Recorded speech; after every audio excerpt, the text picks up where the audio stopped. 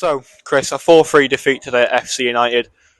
Some decisions may not have gone our way, but a good performance from the lads nonetheless. Yeah, extremely proud of the players. I've just told them that.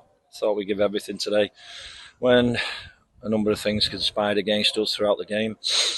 Yeah, not the start I wanted. I feel sorry for Tom. Obviously, we've got to check on his progress. Yeah, but when you come to places like this in front of a couple of thousand people, you have to keep the place quiet. And unfortunately, the way we started the game was not what I intended. From that point on, again, we've shown great resilience, good character. Loved the build-up for the first goal. Got in. Obviously, I'm extremely pleased for 𝗙𝙬𝗧 to open his account on his last game, so that was really pleasing. Then I knew we'd cause some problems from set pieces, and it proved to be throughout the game. Sending off, what can I say about that? I think everybody was a little bit surprised, but ultimately, the officials have deemed that a red card. I thought Brownie was on the cover, so it was an extremely harsh one to take. And we allowed them back in to make it 2-2. Not happy with the goals we conceded. Can understand why. That happened. Second half, I wanted a bit more composure. I wanted us to pass the ball a bit more, take the sting out of the game, and I thought we did for periods. Stop them building up any momentum, and obviously again we got ourselves back in the game. And Mr. Norris, what can you say about the guy? I mean, apart from just opening his shirt with a big S on, wow, 43, bows out with a hat trick. I mean, words fail me, to be honest. I think every word in the dictionary have been used for him throughout his career.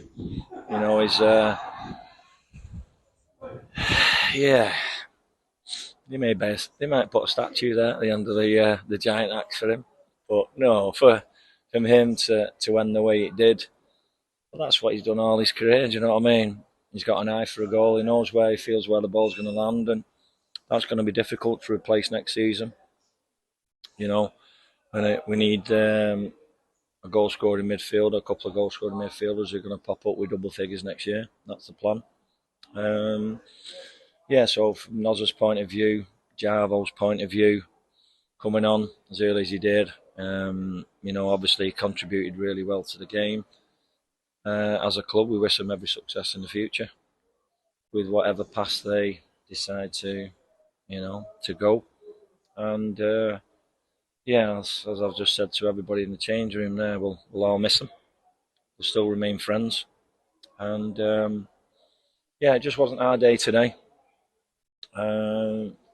With us coming away with something. But as I say, just immensely proud of the players with how we try to conduct ourselves out there.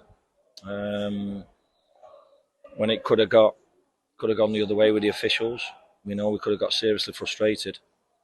But no, we kept our cool and played some good stuff, and scored 3 goals, 10 men.